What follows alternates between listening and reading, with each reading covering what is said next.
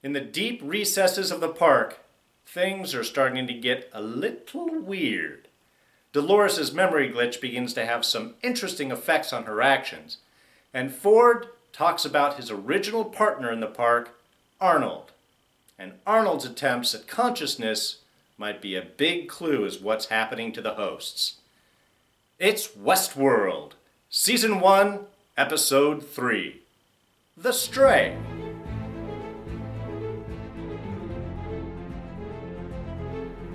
Hey everyone, Dee here, and welcome to this week's review of Westworld. So, there are spoilers ahead, just so you've been warned. Alright, so we're starting to delve into a bit of the background of the park, a little bit more of its history, and of course seeing how this memory glitch is beginning to cascade and affect the hosts. So one of the early investigations, and we have Elsie talking with Bernard about the effects of the host. Specifically, we're talking about the gunmen in Dolores'S cabin with the whole milk situation that happened last week before.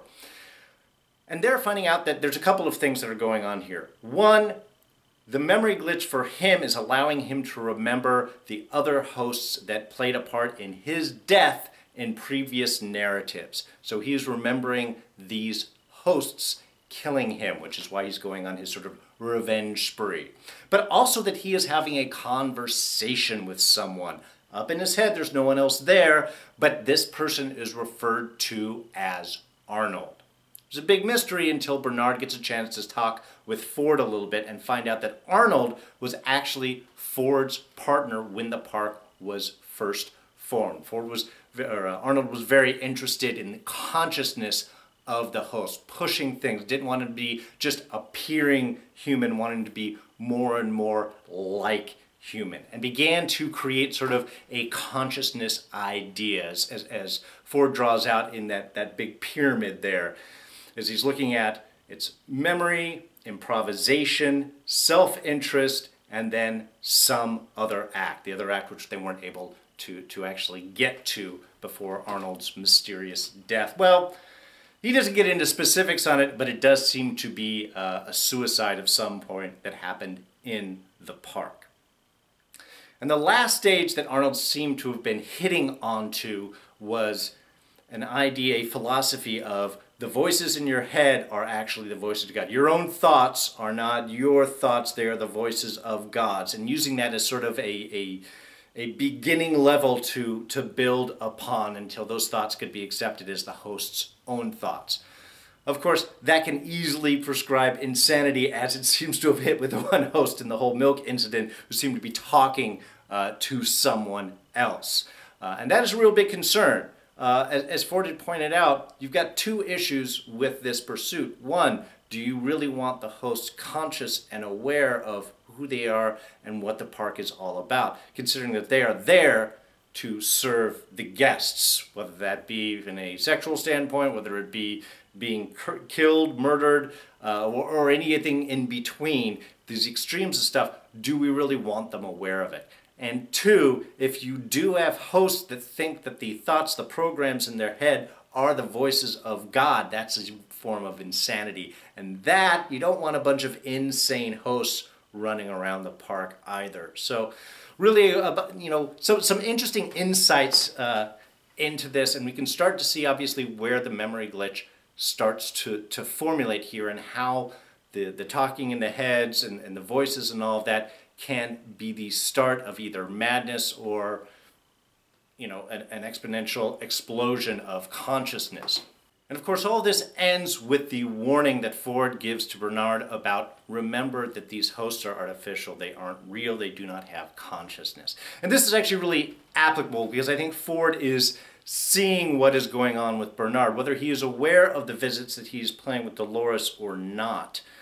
There certainly seems to be that persistent interest, and this seems to be driven from the death of Bernard's son, which horrible thing, and could only easily see why that would drive someone to become obsessed and focused on their work, and perhaps able to explore things in this realm a little bit more. I mean, the opening scene is him giving Delores Alice's Adventures in Wonderland, which is, as he says, the book that he had given his son. So there is definitely a connection that Bernard is trying to make with Dolores.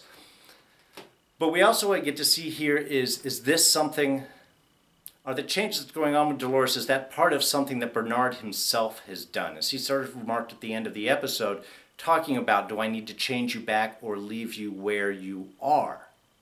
And it's those changes which seem to be perpetuating Dolores' evolution. And in some ways, this could all be a build off of what Arnold was trying to do. Only Delores is the only one that had so far successfully started to manifest itself in. And for Delores, this is actually having some weird effects. One, she is hearing little voices in her head. Sometimes it's Bernard. Sometimes maybe she just imagines assigning a voice quality to it.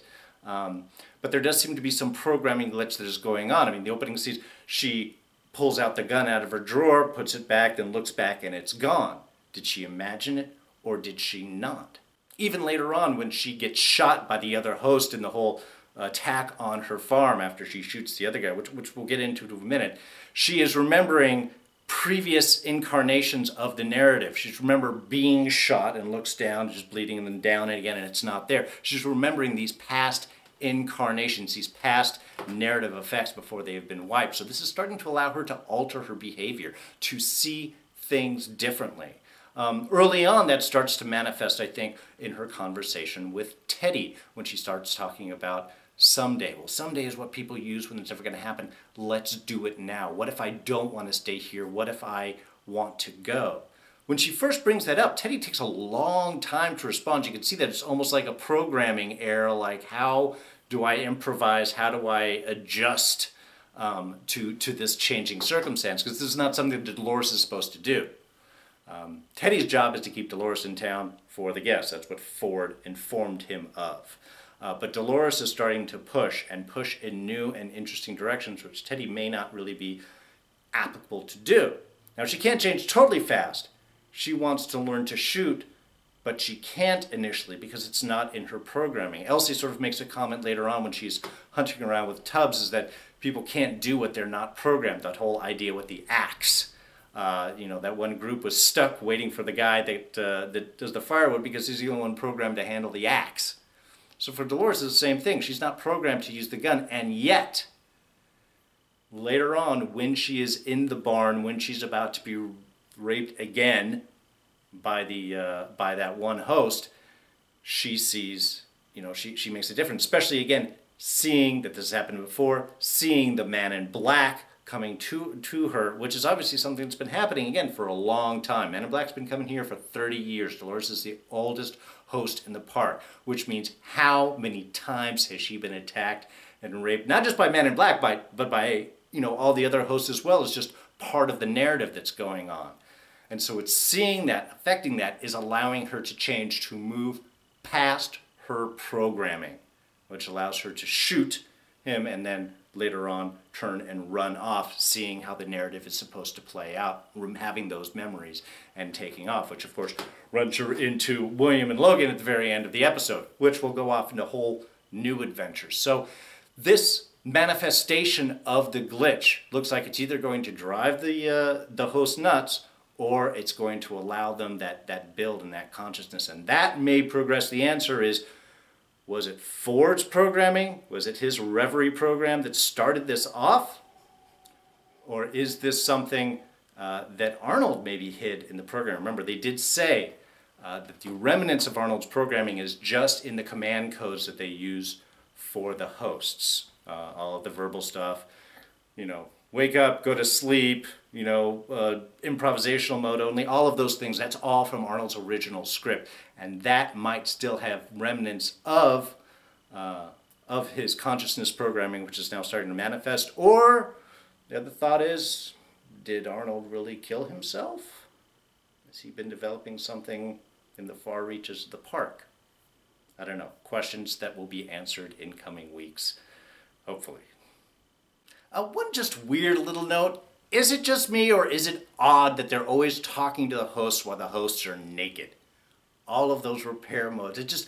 There is something really disturbing. They do a great job of setting these scenes. I mean, when Elsie and Stubbs walk into the camp where all the cowboys are waiting for the guy to come back and chop firewood, how they're in the middle of a conversation and just freeze everyone as Elsie and Stubbs come up over the ridge. Just, I mean, that is creepy up there. You do a really good job of establishing that creepy, and it's maintain that difference when they're always interviewing the hosts when they're nude.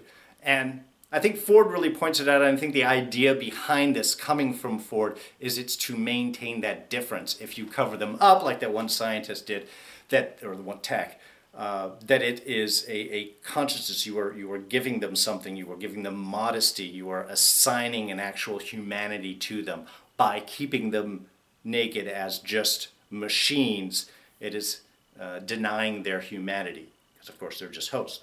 They're not human. But I think it denies that easy assignment of humanity onto them, which is interesting compared that whenever Bernard talks with Delores, she's always fully clothed.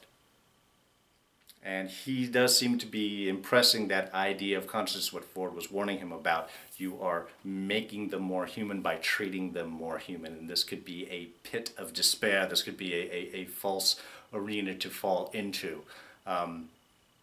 Anyway, just kind of more of an interesting observation right there. I mean, I liked Dark, but I liked Ford's explanation of why he was doing it this way, but it does sort of really keep that creep factor going on whenever they're doing those behind-the-scenes tech work on the hosts. And William seems to be getting his feet a little wet there. A nice gunfight there in the streets of town. And through that, we got to see something kind of interesting. One, when the hosts shoot a guest, it's not like they miss. There is an impact. I mean, William was knocked down, and there was a bruise on his shoulder. As Logan said, it's not going to kill you, but what fun is it if they can't shoot back? So there is a realism element that's thrown into that. What's interesting about that is, in the first episode, when we saw the man in black shot by the host there, specifically by Teddy, there wasn't any effect. It was almost like he missed. There was no knockback. There was no anything. So what's the difference there? Is this something that out of experience? Is this a programming tweak that has been done for the man in black? As Stubbs had said last week, he can do anything that he wants. What is the difference then from a guest standpoint interacting with the host between William, who does get a shot and knocked down, and the man in black, who doesn't, who can just walk through it like nothing has happened, like he is invincible. So, interesting little tweak, and really this kind of expands more because of that last scene with Teddy when he's hunting down his friend Wyatt, and they're up in the mountains, and all the creepy guys in costumes, and, howling like creatures, dinosaurs, something out there. That was all kind of extra creepy. When he sends his little guest partner back into town, he starts shooting at all the guys around him, and he spins and he hits all of them, and you could see almost like there's an impact, but nothing happens. So these creatures, these hosts, are they hosts? Is Wyatt's gang made up of hosts, or is it guests? Because the shots didn't seem to affect them. They affected them the same way as Teddy's shots affected the man in black. And they don't have bulletproofing or anything like that back in the Old West. I mean, okay, they could do the old Clint Eastwood giant thing of iron strapped to their chest, but we weren't hearing clangs, weren't hearing anything like that. So that's going to be kind of an interesting thing. Is this, again, part of the adventure? Is this part of the narrative? Or is this some new weird twist that's going on? When you shoot people, when you shoot hosts, they should fall down. They shouldn't keep coming at you. That means they're either guests or there's something else weird going on. And finally, the mainstay of the episode itself, the Stray, the one that got away, the fire chopper that Elsie and Stubbs were pursuing throughout most of the episode. They don't have cars? Horses, at least? Why are you walking through the park? Anyway, when they do finally catch up to the guy, Stubbs is saying that they have to pull the control unit. The control unit's in his head, which is why he goes down and starts to saw and decapitate him. Nasty. And then he wakes up, which is even scarier, and goes off. But what does he do? He doesn't try to kill Elsie. That would be, I guess, a sense of programming. But more to the point is he bashes his own head in. So my question is he purposely destroying his control unit? That's the only part that Stubbs was trying to get. That was the only part that they point up. And in fact, Elsie does use the line it's like he got some idea into his head. That's why he was trapped out there and then fell into the crevasse and basically tore himself apart. Looks like trying to climb his way out of there. But he bashes his own head in. Is it to destroy the control unit? And therefore, is there something in that control unit that can open up the key? Again, what got into him? He didn't seem to be exposed to anything, and he wasn't recalled and checked, or at least they didn't make a note of that, that he was something that had affected one of the updates with potential reverie glitch. So is this something else that is starting to manifest? And thus, are they starting to see that, again, not the glitch, not the memory update, not the reveries that started this, but something else, and something having an odd effect. Also, and with that you could even ask, why was he carving what appears to be Orion into, and first it's not a carver, but why was he carving Orion into all of his figures? Or something that looked like Orion. Is this another stage? Is this another level of the maze or those deeper things that the Man in Black is going after? And because the Man in Black is pursuing it, is that now starting to manifest in the rest of the park? Again, a lot of layers of things going on right here. Really starting to see is what is the cause? What is the root of all of this? And I think we will find out. It's going to have big things to do with Arnold down the road.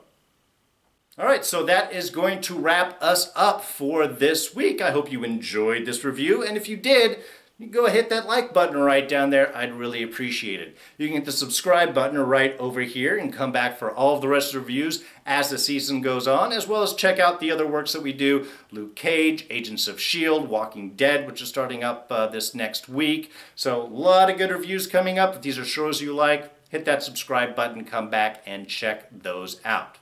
What thoughts do you have? What do you think is behind this whole reverie glitch? Do you think Arnold has a major part to play, or is that just a small aside and it's something else? What does Ford know, and what is it that Bernard really did to Dolores? What did he change with her, and why he doesn't want to change her back? All very good questions. You have thoughts, throw them down in the comments section below.